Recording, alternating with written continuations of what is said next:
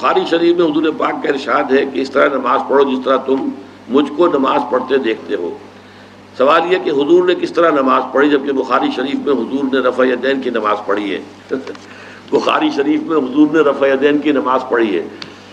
دیکھیے حضور نے مختلف طریقوں اختیار کیے مختلف اوقات میں۔ اب صحابہ کا طرز عمل یہ ہوتا تھا کہ مثلاً ایک روایت آتی ہے کہ ایک صحابی حضور سے ملنے آئے، کوئی بدوی تھے، دیہات کے آدمی تھے، انہوں نے حضور کو دیکھا کہ آپ کا گریبان کھلا ہوا تھا، آپ نے بٹن لگائے ہوئے نہیں تھے۔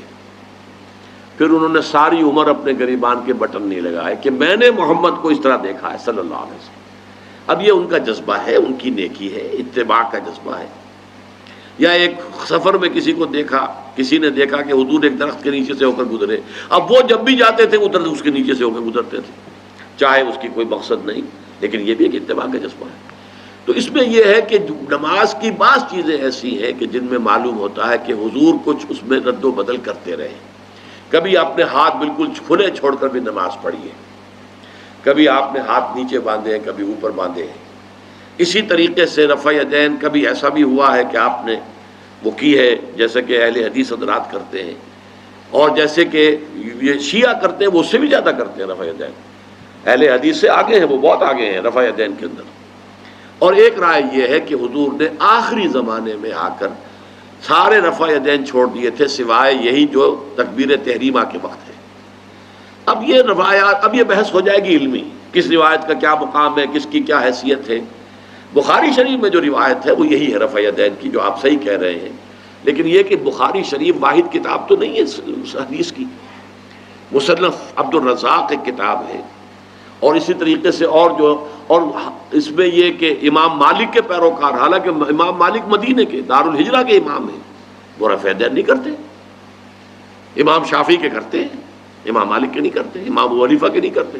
تو ان چیزوں میں بہت زیادہ پریشان ہونے کی ضرورت نہیں ہے۔ اصل جو معجزہ ہے حضور کا اور اسلام کا وہ یہ ہے کہ 1400 برس گزر گئے لیکن نماز کے ضمن میں اتنا اختلاف نہیں ہے کہ تمام مسلمان باجماعت نماز نہ پڑھ سکیں۔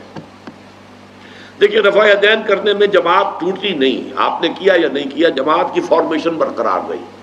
فرض کیجئے کوئی شخص یہ سمجھتا کہ پہلے سجدہ ہے پھر رکوع ہے، تو اب یہ دو آدمی ساتھ نماز نہیں پڑھ سکتے، جن میں سے ایک کے نزدیک پہلے رکوع ہے پھر سجدہ ہے، دوسرا یہ سمجھتا ہے کہ نہیں پہلے سجدہ ہے پھر رکوع ہے، نہیں ہو سکتی، ان کی جماعت اب جمع نہیں ہو سکتی۔ یا کسی کا یہ خیال ہو کہ جیسے ہر رکعت میں رکوع ہے کہ سجدہ بھی ایک ہے، وہ ایک سجدہ کر کے کھڑا ہو جائے۔ اب ظاہر بات ہے دوسرا شخص جس کے نزدیک دو سجدے ہیں وہ ایک اور سجدہ کرے گا، فارمیشن ٹوٹ گئی، اب وہ ساتھ نماز نہیں پڑھ سکتے۔ 1400 برس بیت گئے، مشرق بعید سے مغرب بعید، پوری دنیا، آج تو کوئی کونا ہے ہی نہیں جہاں مسلمان نہ ہو، لیکن جو سالڈ مسلمان جو ہیں وہ تو آپ سمجھیے کہ انڈونیشیا سے لے کر موریتانیہ تک تو مسلمانوں کی کتنی بڑی تعداد، لیکن کہیں ایسا نہیں ہے کہ آپ کی فارمیشن ٹوٹتی ہو۔ کوئی ایسا مسلک نہیں ہے جس میں یہ خیال ہو کہ مغرب کی رکعت میں 2 ہیں جیسے فجر کی ہے، نہیں، وہی 3 رکعتیں ہیں۔ کوئی ایسا مسلک نہیں جس میں یہ معلوم ہو کہ فجر کی رکعتیں 3 ہیں 2 نہیں ہے، کوئی نہیں۔ عصر کی 2 ہیں یا 4 6 ہیں، یہ نہیں، وہی رکعتیں، وہی رکعت کی ترتیب، پہلے کھڑے ہونا ہے پھر رکوع ہے پھر کھڑے ہونا ہے پھر سجدے میں جانا ہے پھر بیٹھنا ہے پھر سجدہ پھر کھڑے ہونا۔ فارمیشن نہیں ٹوٹتی، شیعہ ہو سنی ہو، اور اس میں حنفی ہوں مالکی ہوں شافعی ہوں حنبلی ہوں زیدی ہوں ظاہریہ ہوں، کوئی بھی ہو، کسے باشد، تمام مسلمان مل کر جماعت سے نماز ادا کریں گے اور ان کی جماعت ٹوٹتی نہیں ہے۔